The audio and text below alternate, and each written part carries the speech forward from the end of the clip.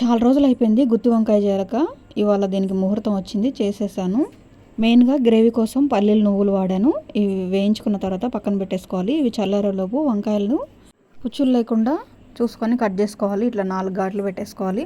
అవును, వంకాయలు కట్ చేసేటప్పుడు వాటర్లో సాల్ట్ ఎందుకు వేస్తారో మీరు కామెంట్ చేయండి.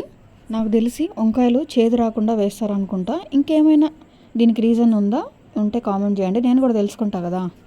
అన్నిటికీ ఇలా 4 ఘాట్లు పెట్టేసుకొని టమాటా ఉల్లిపాయను కూడా ఆయిల్లో ఫ్రై చేసుకోవాలి. వీటన్నిటిని కలిపి వాటర్ యాడ్ చేసుకుంటూ మెత్తగా పేస్ట్ పట్టేసుకోవాలి. కర్రీ అనేది సింపుల్గా చేసేయచ్చు.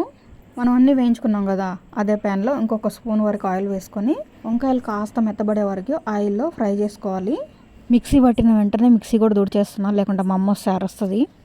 మా అమ్మకి పని అయిన వెంటనే అప్పుడే క్లీన్ చేసి పెట్టాలన్నమాట. ఒకేసారి క్లీన్ చేస్తా అంటే ఒప్పుకోదు. వంకాయ కూర ఒక్కటే ఉంది, సరిపోదో అని చెప్పి పచ్చిపులుసు కూడా చేశాను. మీకు పచ్చిపులుసు తెలుసా? తెలంగాణలో చాలా ఫేమస్ అనమాట ఈ పచ్చిపులుసు. సూపర్గా ఉంటుంది. ఎండాకాలంలో ఎక్కువగా చేసుకుంటూ ఉంటారు. వంట పని అయిపోయింది కదా, జుట్టు పని చూద్దామని చెప్పి దువ్వుకోవడం స్టార్ట్ చేశా. దువ్వడం 1 గంట పట్టింది. చిన్నప్పుడే బాగుండేది, పిల్లల్లాగా హాయిగా ఆడుకునే వాళ్ళము. అమ్మ వాళ్ళు హాస్పిటల్ నుంచి సాయంత్రం వచ్చారు. తీసుకొచ్చిన బట్టలు మొత్తం ఉతికేసా.